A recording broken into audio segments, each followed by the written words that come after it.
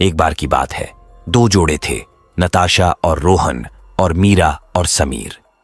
वे सभी बचपन के दोस्त थे और हाल ही में शादी की। अपने हनीमून के लिए उन्होंने पहाड़ों में बसे एक खूबसूरत पहाड़ी स्टेशन पर जाने का फैसला किया। उत्साहित और खुश वे अपने गंतव्य पर पहुंच गए, जो एक घने जंगल से घिरा हुआ था। जैसे ही वे अपनी झोपड़ी में पहुंचे, वे हवा में ठंड महसूस कर सकते थे, लेकिन उन्होंने इसे बंद कर दिया, यह सोचकर कि यह सिर्फ ऊंचाई है। उस रात जब वे एक रोमांटिक कैंडल लाइट डिनर कर रहे थे, तो उन्होंने बाहर से आने वाले अजीब शोरों को सुना। रोहन जांच करने गया और उसे कुछ नहीं मिला। उन्होंने इसे पेड़ों से उड़ने वाली हवा के रूप में पारित किया।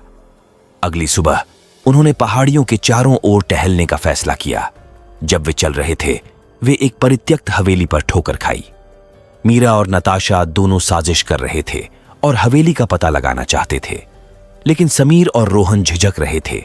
हवेली के आसपास एक अजीब उपस्थिति महसूस कर रहे थे। अपने पति की चेतावनियों को नजरअंदाज करते हुए मीरा और नताशा ने हवेली में प्रवेश किया, केवल इसे अंधेरे और भयानक खोजने के लिए। उन्होंने आवाजें सुनाई दी और दरवाजे चरमरा गए, लेकिन वे किसी को नहीं देख सके।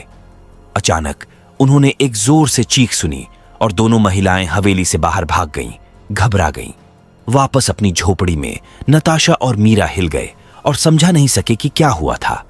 दूसरी ओर समीर और रोहन आश्वस्त थे कि यह भूतों की उपस्थिति थी, लेकिन वे अपनी पत्नियों को डराना नहीं चाहते थे, इसलिए उन्होंने इसे अपने पास रखने का फैसला किया। उस रात जैसा कि वे सभी बिस्तर के लिए तैयार हो रहे थे, उन्होंने अपने दरवाजे पर एक जोरदार दस्तक सुनी। भयभीत और हिचकिचाहट उन्होंने वहां खड़ी एक बूढ़ी महिला को खोजने के लिए दरवाजा खोला। उसने उन्हें तुरंत पहाड़ी स्टेशन छोड़ने की चेतावनी दी, क्योंकि यह एक दंपति की आत्माओं द्वारा प्रेतवाधित था जो उनके हनीमून पर मारे गए थे।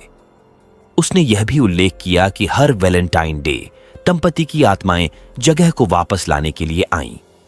भयभीत होकर उन्होंने अपने बैग पैक किए और उसी रात पहाड़ी स्टेशन से चले गए।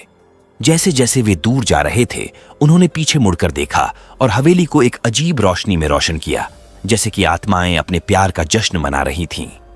उस दिन से नताशा, रोहन, मीरा और समीर ने कभी भी अपने प्रेतवाधित हनीमून के बारे में बात नहीं की, लेकिन हर वैलेंटाइन डे उन्होंने एक बार फिर से भूतिया जोड़े का सामना करने के डर से उस पहाड़ी स्टेशन से बहुत दूर रहना सुनिश्चित किया।